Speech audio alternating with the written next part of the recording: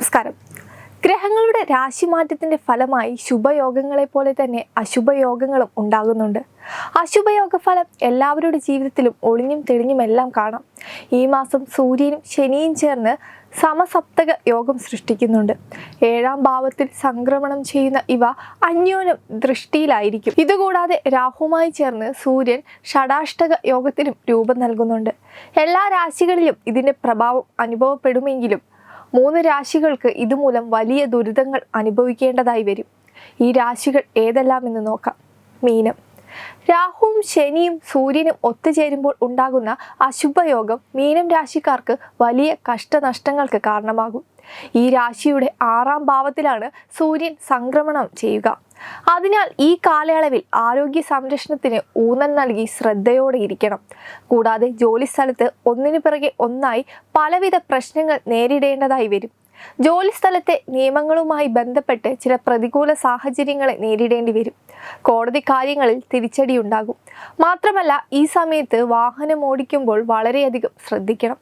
അപകട സാധ്യത ഉള്ളതിനാലാണിത്. മാത്രവുമല്ല ഈ രാശിക്കാർക്ക് ഇപ്പോൾ 7.5 ശനിക്കാലം കൂടിയാണ്. അതുകൊണ്ട് ആരോഗ്യത്തിന് വളരെയധികം പ്രാധാന്യം നൽകുക.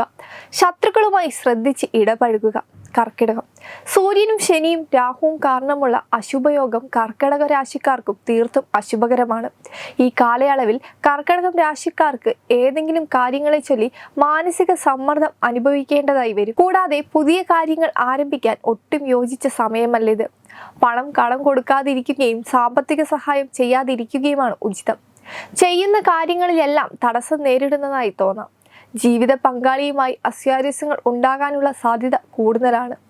ഉദ്യോഗസ്ഥർക്ക് ജോലിസ്ഥലത്ത് ചില പ്രശ്നങ്ങൾ ഉണ്ടാകാനിടയുണ്ട്. മാത്രമല്ല ഈ കാലയളവിൽ കർക്കിടകത്തിന് മേൽ കണ്ടകശനി നടക്കുന്നതിനാൽ ആരോഗ്യ കാര്യത്തിൽ വളരെയധികം ശ്രദ്ധ വേണം. വൃശ്ചികം രാശിയിൽ ജനിച്ച ആളുകൾക്കും അശുഭയോഗത്തിന്റെ ദുരിത ഫലങ്ങൾ അനുഭവിക്കേണ്ടതായി വരും. വീട്ടുകാരുമായി അകൽച്ചയുണ്ടാകാൻ സാധ്യതയുണ്ട്. ശത്രുക്കളുടെ ആക്രമണത്തെ കരുതിയിരിക്കണം. ഉദ്യോഗസ്ഥർക്ക് ജോലി സ്ഥലത്തും പ്രതിസന്ധി കാലമാണ് കാത്തിരിക്കുന്നത്. ജോലിയിലും ബിസിനസ്സുമെല്ലാം മെല്ലെ പോക്കുണ്ടാകാം. മാത്രമല്ല ശനിദോഷവും ഇവർക്കുണ്ടാവും. അതിനാൽ ജീവിതത്തിലും ചെയ്യുന്ന കാര്യങ്ങളിലും തടസ്സങ്ങൾ അനുഭവപ്പെടാം.